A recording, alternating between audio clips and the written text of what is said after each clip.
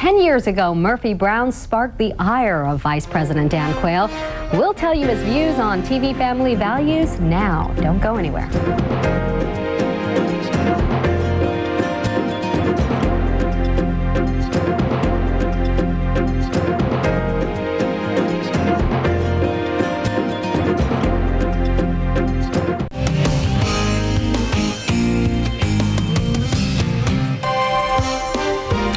It's been a decade since former Vice President Dan Quayle's infamous Murphy Brown speech about family values. Crowley spoke with Quayle about his views on the subject now. There she is. Politicians don't get to write their own legacies. At the time, did I think that we'd be talking about it 10 years later? No, but we are, and I'm gratified for it. But catch up with Dan Quayle now, and you learn that this paragraph of his legacy is okay by him.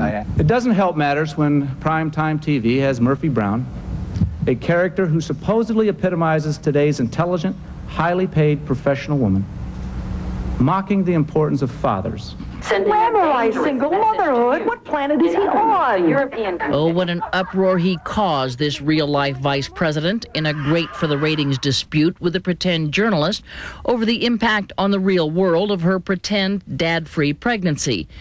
Can you imagine what Dan Quayle thinks of what's on TV today? No, you can't. You have a mother and father that are very involved with their children. Brace yourselves, my friends. Dan Quayle speaks in praise of the Osbournes. Oh, well, of course it's broken. Those packed it.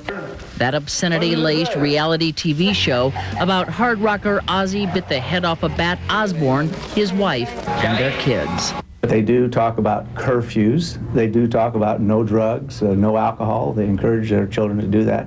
So I actually found some redeeming value of this rather bizarre family relationship. It's not kicking right now. But what about this? Single moms like Rachel on Friends are such standard TV stuff these days, they're almost passé. Surely that must furrow the brow of the conservative. Not really. I don't like that particular message, but a father's involved, and a father is going to be involved, and I'm going, okay, we've made at least 50% progress. What with the Million Man March and hundreds of fatherhood initiatives, you could argue that headlines in history have shown Dan Quayle was not hopelessly out of step with time, but ahead of it. It is not the definition of a man to father a child and walk away saying they're not my problem, they are yours. We've got to bring the father back into the picture. The truth is, Dan Quayle feels pretty vindicated these days. He thinks families are stronger now than they were when he first caused all that ruckus. And what he seems to love most is the roles being played by real-life dads. Polls show that people would perhaps rather play a game of catch with the little guys rather than a game of golf with the big guys. He is tan, he looks rested, and he's only 55 years old. Might there be more politics in Dan Quayle's future? Never say never, says the former vice president. Who knows? For now, let's just note that reruns are not just for television. Crowley, CNN, Washington.